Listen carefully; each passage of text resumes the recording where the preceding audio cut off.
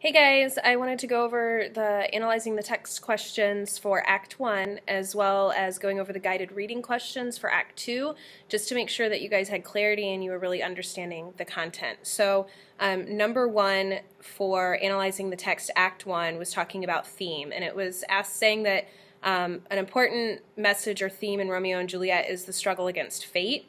Or the forces that determine how a person's life will turn out. So explain how Act 1's prologue establishes the fate of the main characters and introduces the struggles that they will face. Well, the prologue tells of two households, and it says that they're both alike in dignity. From ancient grudge breaks new mutiny, where civil blood makes civil hands unclean.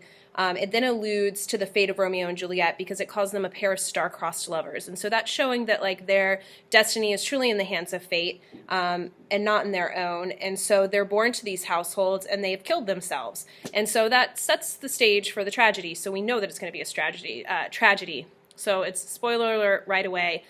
They both die. Okay, so number 2 is an inference. It's saying in scene 1, Tybalt says, "What drawn and talk of peace, I hate the word, as I hate hell, all Montagues, and thee, have at thee, coward." What can you infer about Tybalt's personality and his role in the play based on these words? Well, Tybalt is inclined to feel hatred, and he loves to fight. He's not interested in talking of peace. He acts before he thinks. He acts before he talks. He's likely to spur conflict on in the play because he is so hot-headed and impetuous and very quick to act. Number 3 is an analyzed question, and it's saying a foil is a character who highlights through sharp contrast the qualities of another character. Which two sets of characters in Act 1 are foils for each other?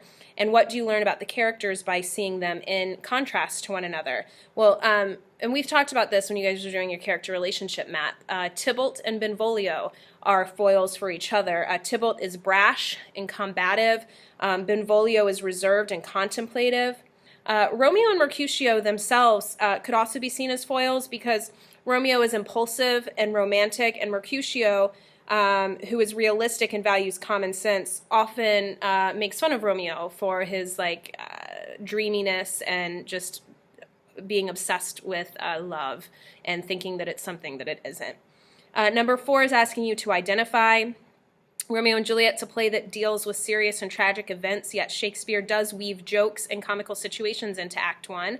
One example is the conversation among the servants at the beginning of Scene 5. Identify other examples of humor in the first act. So here you just needed to find the funny parts. And Act 1 offers humorous interactions between Mercutio and Romeo, as well as between the nurse and Juliet. Mercutio mocks Romeo's romantic nature, and there's also humor in the way that the nurse speaks. Number 5, what did you interpret? It's talking about foreshadowing, which is like the use of clues and hints to suggest events that will happen later on. So we're not like completely surprised. We're like, ooh, I think I saw that coming a little bit. So it's talking about foreshadowing in the lines from Act 1, Scene 4, lines 106 to 111, and Scene 5, lines 133.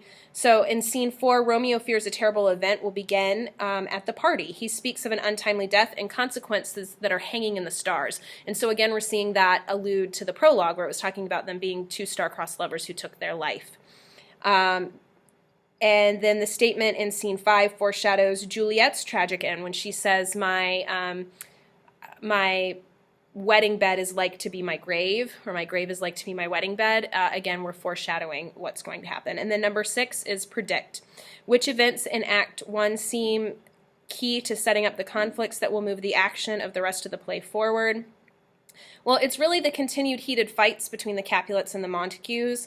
It's going to influence future events. Juliet's families wish for her to marry Paris, and her rebellion against the idea to marry Paris because she wants to be with Romeo is key conflict. Romeo and Juliet's meeting and falling in love is likely to have dire consequences given the strife that already exists between their families. So that was Act 1, analyzing the text. So now we're going to move on and look at the guided reading questions. So I'm going to pause this and I'll start a second video for the guided reading.